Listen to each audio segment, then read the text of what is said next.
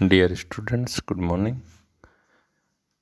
आज हम अध्ययन करने जा रहे हैं वैयक्तिक अध्ययन पद्धति के बारे में, केस स्टडी मेथड। तो चलिए शुरू करते हैं। सबसे पहले इसका अर्थ एवं परिभाषा। वैयक्तिक अध्ययन पद्धति का प्रयोग प्राचीन समय से ही किया जा रहा है। सबसे पहले हार्वर्ड स्पेंसर ने किया था इसका, लेकिन व्यवस्थित और वैज्ञानिक रूप से इसका प्रयोग करने का श्रेय जाता है चार्ल्स लिपले को। लिपले ने फ्रांस में परिवारों के आय व्यय के बजट के अध्ययन के लिए इस विधि का सहारा लिया था। अब बात आती है वैयक्तिक अध्ययन पद्धति कैसी है, गुणात्मक है, संख्यात्मक है।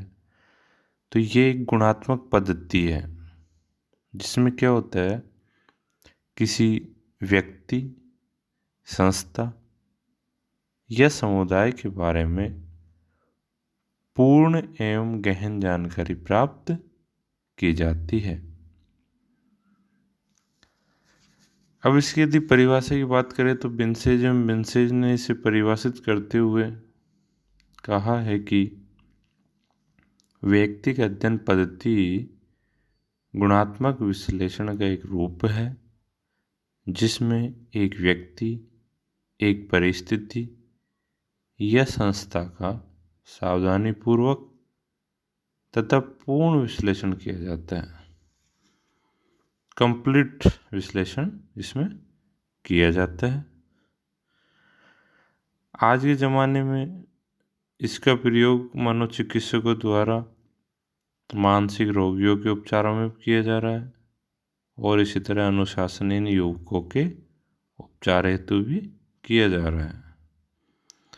व्यक्तिगत अध्ययन पद्धति में अध्ययन की जाने वाली इकाई के व्यक्तिगत जीवन से संबंधित गहनतम एवं गुणात्मक जानकारी प्राप्त की जाती है। दूसरी परिभाषा यदि अपन ले तो वो आती है श्रीमती पी.वी. यंग के अनुसार। व्यक्तिगत अध्ययन पद्धति किसी एक सामाजिक इकाई, चाहे वह एक व्यक्ति हो, एक परिवार हो, एक संस्था हो या एक सांस्कृतिक समूह हो, के जीवन की खोज तथा विश्लेषण की पद्धति है। उपयुक्त परिभाषाओं से स्पष्ट है कि व्यक्तिगत अध्ययन पद्धति के अंतर्गत किसी एक सामाजिक इकाई से संबंधित सभी पक्षों का व्यापक, सूक्ष्म तथा गहन अध्ययन किया जाता है। अध्ययन की जाने वाली यह सामाजिक इकाई कोई भी व्यक्ति हो सकता है, समूह, संस्था, समुदाय, जाति, देश, सांस्कृतिक क्षेत्र अथवा इतिहास का एक युग भी हो सकता है। इतिहास का एक युग तक हो सकता है। ये हुआ अर्थ एवं परिभाषा। अब बात करते हैं वैयक्तिक अध्ययन पद्धति की विशेषताएं।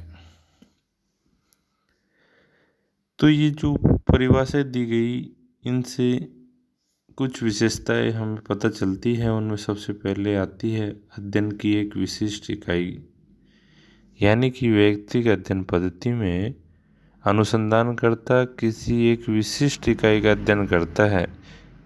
यह इकाई कोई व्यक्ति, परिवार, समूह, संस्था, समुदाय, जाति, उपजाति अथवा कोई एक विशिष्ट समस्या या इतिहास का कोई एक युग भी हो सकता है। इस संदर्भ में एक बात महत्वपूर्ण है कि अध्ययन की जाने वाली इकाई छोटी होने पर उसका अध्ययन गहन एवं सुविधापूर्वक किया जा सकता है। दूसरी विशेषता है गहन अध्ययन, इंटेंसिव स्टडी। जैसा कि इसके नाम से ही समझ आता है कि व्यक्तिगत अध्ययन पद्धति के अंतर्गत इकाई के बारे में सूक्ष्म एवं गहन जानकारी प्राप्त की जाती है। संबंधित इकाई का उसके भूतकाल से लेकर वर्तमान तक का कालक्रम में अध्ययन किया जाता है। कोई भी जो इकाई है उसका उसके जन्म के समय से ही वर्तमान समय तक अध्ययन किया जाता है। ऐसे अध्ययनों में इकाई का ऐतिहासिक अध्ययन होने के कारण समय भी अधिक लगता है और धन भी अधिक लगता है। गहन अध्ययन के लिए समस्या के सभी पक्षों तथा घटनाओं का संबंध ज्ञात किया जाता है। तीसरी विशेषता है संपूर्ण अध्ययन, होल स्टडी। व्यक्तिगत अध्ययन पद्धति में किसी इकाई अथवा घटना के किसी एक पक्ष का नहीं बल्कि उसके समस्त पहलुओं का अध्ययन किया जाता है। इसमें इकाई के समस्त जीवन को ही अध्ययन का केंद्र बनाया जाता है। इसमें व्यक्ति या संस्था के सामाजिक, धार्मिक, राजनीतिक, आर्थिक, सांस्कृतिक, मनोवैज्ञानिक, भौगोलिक एवं दार्शनिक सभी पक्षों का अध्ययन किया जाता है। अगली विशेषता है गुणात्मक अध्ययन।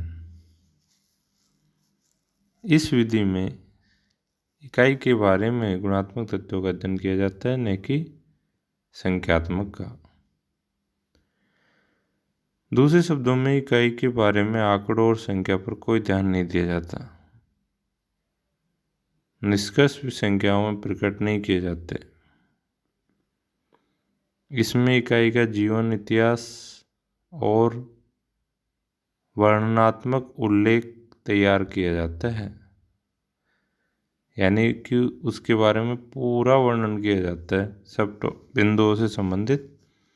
इसमें व्यक्ति के जीवन की घटना, प्रेरक तत्वों, आशाओं एवं आकांक्षाओं आदि का अध्ययन किया जाता है, जिन्हें संख्याओं में प्रकट नहीं किया जा सकता।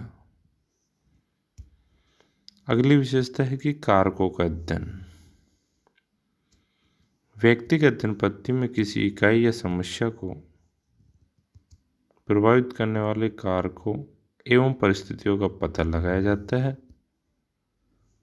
किसी ऐतिहासिक घटना के घटित होने के पीछे कौन कौन से कारक जिम्मेदार रहे हैं, इसका भी पता किया जाता है।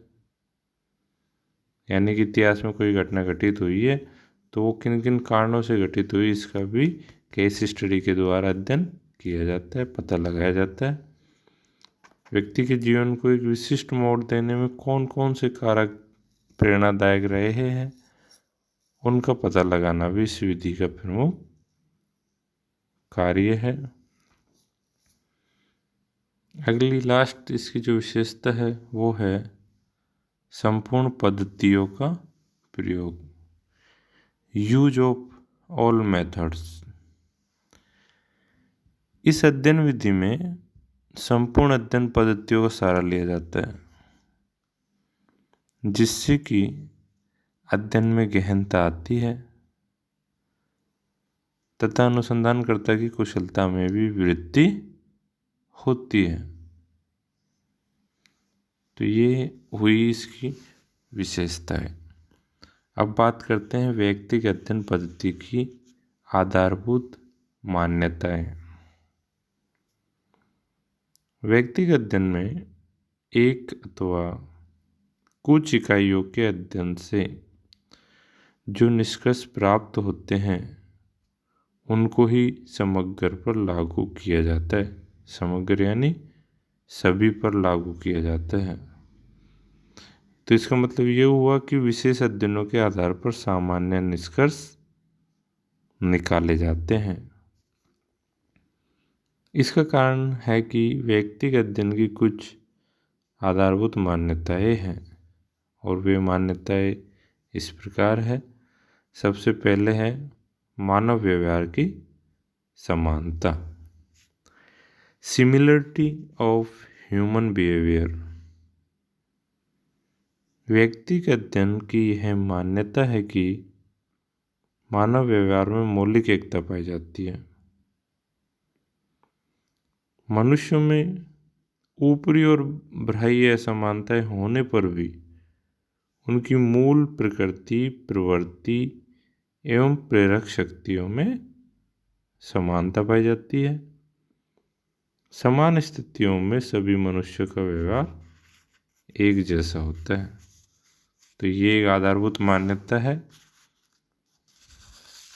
दूसरी जो है वो है सामाजिक घटनाओं की जटिलता।